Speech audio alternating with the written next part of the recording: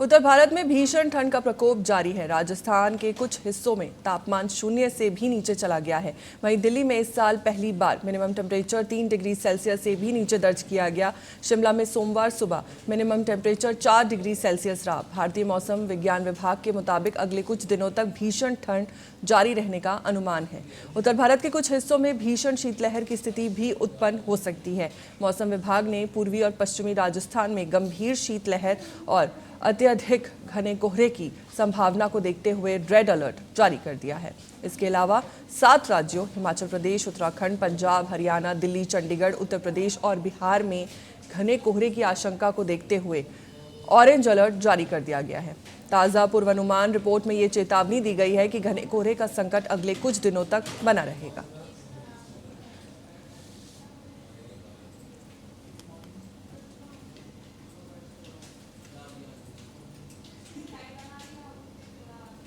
आपको बता दें कि 7 राज्यों हिमाचल प्रदेश, उत्तराखंड, पंजाब, हरियाणा, दिल्ली, चंडीगढ़, उत्तर प्रदेश और बिहार में घने कोहरे की आशंका को देखते हुए ऑरेंज अलर्ट जारी किया गया है।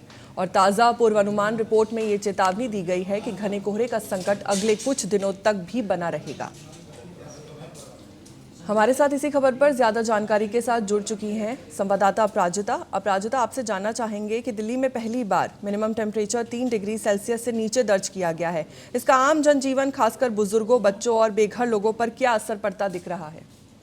बिल्कुल, देखिए फौजिया, जिस तरीके से आप देख रही होंगी कि 2-4 दिन से यहाँ पर धूप भी निकल रहा है, लेकिन धूप में ज्यादातर जो है आपको कनकनी नजर आएगी। और स्पेशली सुबह और शाम के समय में जो है ठंड बहुत ज्यादा बढ़ा हुआ है। आज सुबह से ही दिल्ली में ठंड बहुत ज्यादा है। स्पेशली सुबह का तापमान 4 डिग्री सेल्सियस, कभी 8 डिग्री सेल्सियस के बीच रिकॉर्ड हो रहा है। और ज्यादा गर्मी नहीं लगेगी और रात में ठंड और भी ज्यादा बढ़ने की संभावना है, जिसकी वजह से स्पेशली बच्चों और बुजुर्गों को बहुत ज्यादा दिक्कतों का सामना करना पड़ रहा है, जिसको मद्देनजर रखते हुए ऑरेंज अलर्ट भी जारी किया गया है। और सरकार की तरफ से भी यही कहा गया है कि जितना जरूरत हो उतना ही बाहर निकले, गर्म कपड़ों का इस्तेमाल करें और घरों में रहे, क्योंकि सड़कों पे भी आप देखेंगी तो विजिबिलिटी बहुत ज्यादा कम है, जिसकी वजह से आवाजाही में भी दिक्कत हो रही है। तो आम जन की यहाँ पर जो है कहते हैं लाइफस्टाइल बहुत ज्यादा प्रभावित हो रही है। और कई जगहों पर देखते हैं जिन इलाकों में शीतलहर और घने कोहरे की चेतावनी दी है, वहां प्रशासन की तैयारियां कैसी है? क्या किसी तरह के एहतियाती कदम उठाए जा रहे हैं?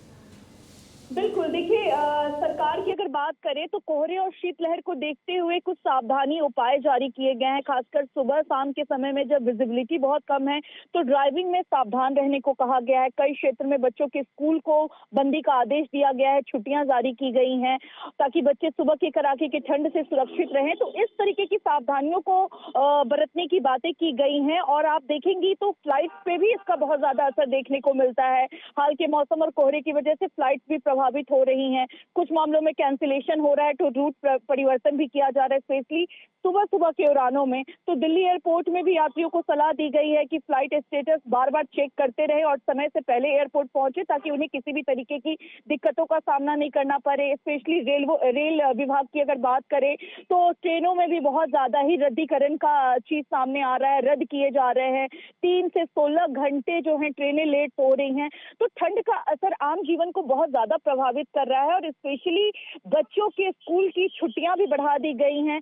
तो पूरी तरीके से यातायात से लेकर के आम जीवन को बहुत ज्यादा प्रभावित करते हुए नजर आ रहा है ठंड। जी जिता, आपसे ये भी जानना चाहेंगे कि बेघर और खुले में रहने वाले लोगों के लिए शेल्टर होम्स और रैन बसेरों की स्थिति क्या है, और साथ ही कृषि पर इस भीषण ठंड और शीतलहर का क्या असर पड़ता दिख रहा है, खासकर गेहूं, सरसों और सब्जी की फसलों पर?